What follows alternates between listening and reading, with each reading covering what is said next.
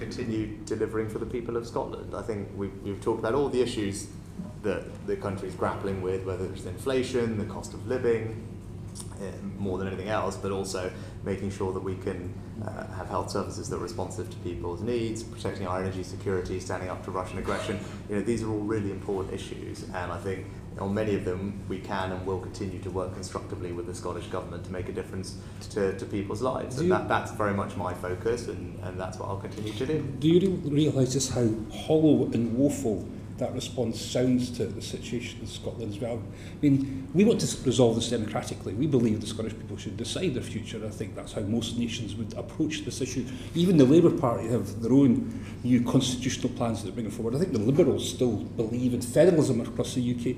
You're not going to sit there and tell me you have no plans to deal with some of the constitutional difficult issues that there is in Scotland just now. Surely you must have some sort of plan, other than all the other things that you're going to be doing anyway. Well, actually, I mean, one thing that we're very keen to make sure we deliver is all the recommendations of the Smith Commission, which represented a significant transfer of power and responsibility to the Scottish Government, which is probably the most powerful devolved Parliament anywhere in the world.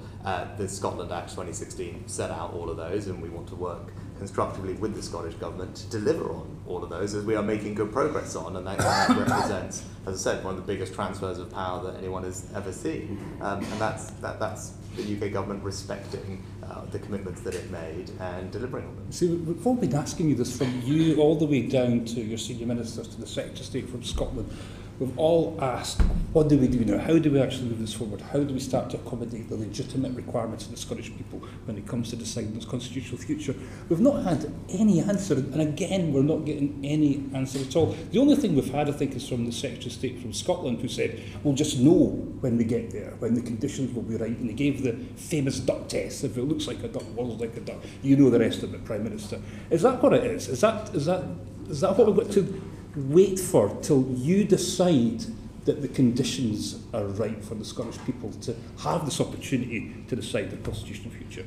Look, my belief is that the Scottish people would like their governments, both their Scottish Government and the UK Government, to focus on the issues that are most pressing at the moment, given the scale of the challenges that we face.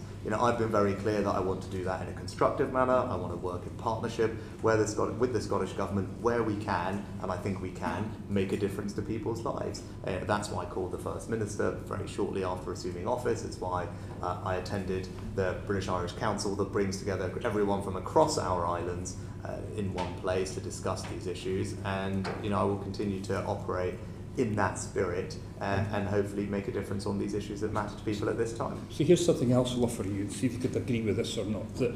The more you prevaricate on this, the more you sort of say no, your failure to engage into the legitimate demands of the Scottish people, the only thing that's going to happen surely is support for independence is going to continue to grow up, and at some point you're going to have to sit down and deal with that.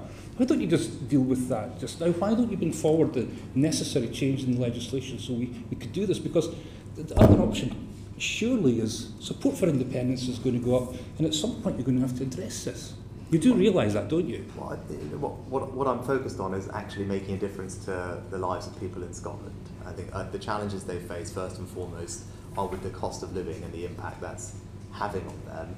I want to do everything I can to try and alleviate some of those burdens and provide opportunity and jobs for them. And I think we can do a lot of that in partnership with the Scottish Government, where we work constructively together, and that's what I'm going to keep doing, and I think that's the right thing to do.